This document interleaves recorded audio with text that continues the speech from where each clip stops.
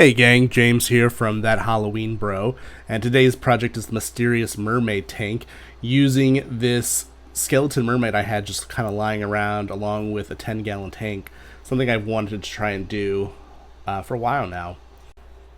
So the first thing I did was grabbed some heat-resistant gloves and my heat gun, and I used it to kind of move the plastic by heating it up and molding it once it got warm enough to kind of give this mermaid some movement.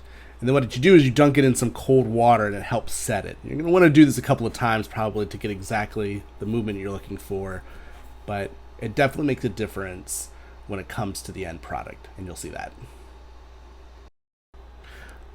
Alright, moving on to the tank that I used in another project, and I spray painted it some green and black, and actually it'll come in handy later. Now the top of the tank, which would normally be the top of the tank, will be our back end, and the bottom will actually be the front. This will all make sense here in a little bit. We're going to cover these with some pink insulation foam that you can get at Home Depot. I'll link all the products as well, so you'll see it.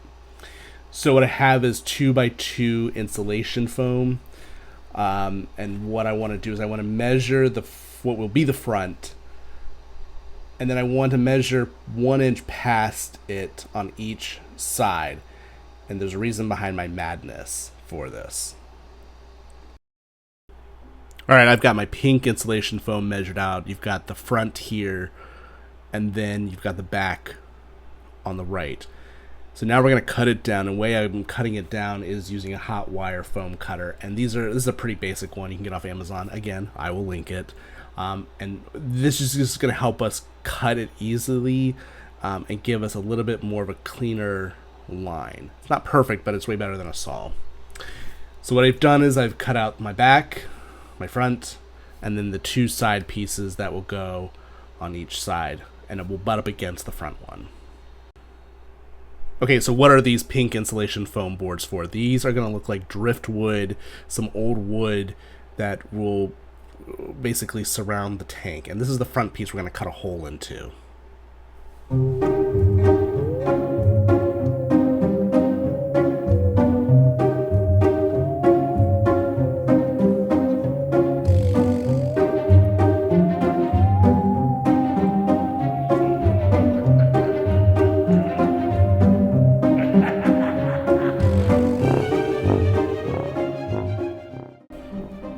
Okay, so we've got our hole cut out, and we're going to hold on to this extra piece of foam that we cut out. We're going to use it later on the project.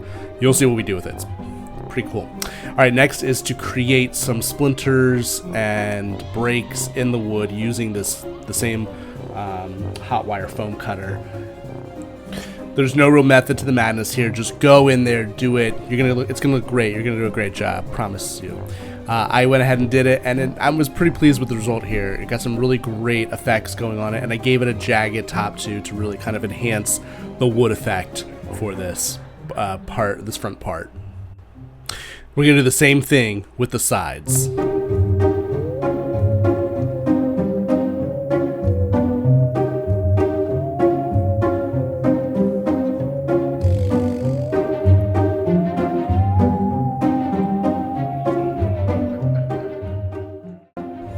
Alright, so we've got our 2 side panels that have the cuts and breaks and jaggedness and so on and so forth in them. One thing I thought about is be careful how deep you go with those, because you have to get rid of that pink when you paint it, which is our next part of this project. For the base coat, we're going to use a matte black paint, and you'll see why.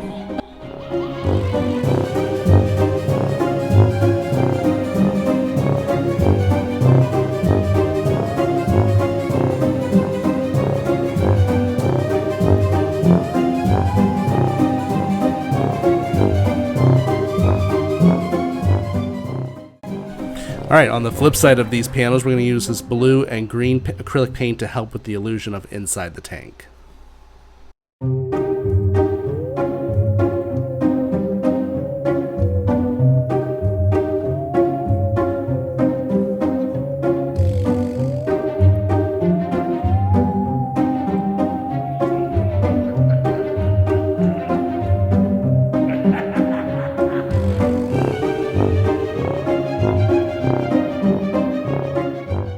Alright, flipping these panels back over once more, it's now time to paint the front and the sides using a couple of browns to give it the wood technique effect we're going for.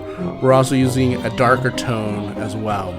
You can see with this side panel we did the darker tone and then brushed in some of the lighter tones to give that effect. The black that we originally painted helps define those splinters and cracks within the wood. So I'm going to show you how I painted this. We're going to use it first with the deep brown color that I will list in the description, as well with the lighter colors.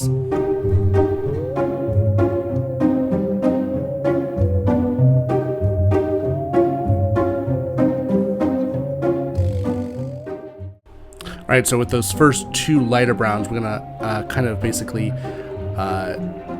lightly brush them into the darker brown to give us that wood texture we're going for. Make sure you do this while the dark brown is still wet, so it helps blend in a little bit better. You don't want to wait for it to dry to do that. You won't get the effect you're going for.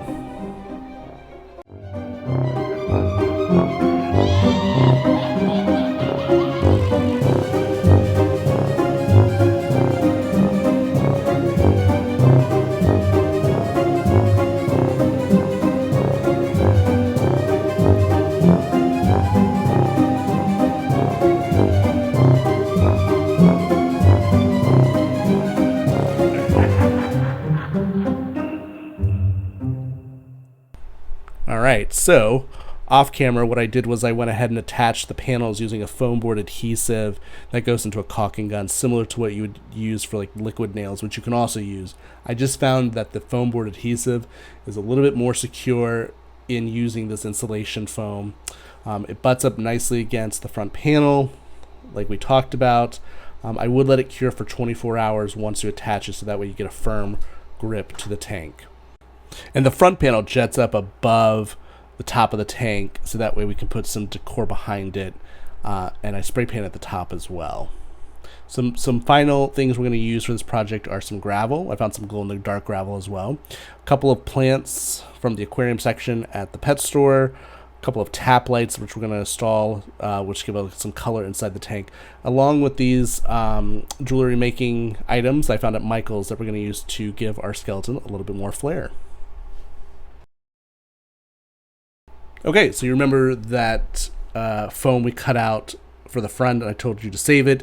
This is what it's for. We're creating a little bit of a cliff situation happening inside the tank, gives us a little bit more levels.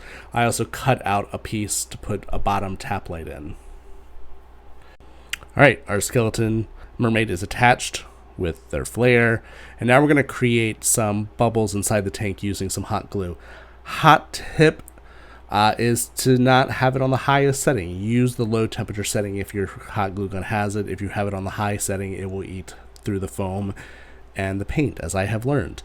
So use the low temperature and you can create some bubbles and some patterns.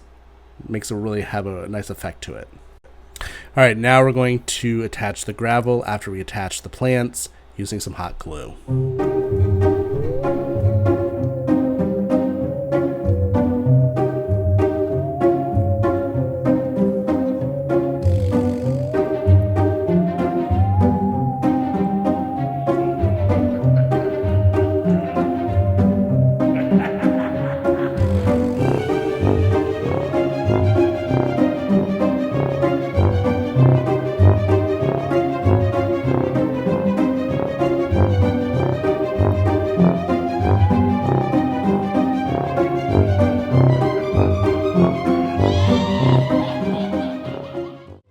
Alright, now we're just going to install the tap lights on the top and the bottom here, and then I think we've got ourselves a finished product once we put the backing on.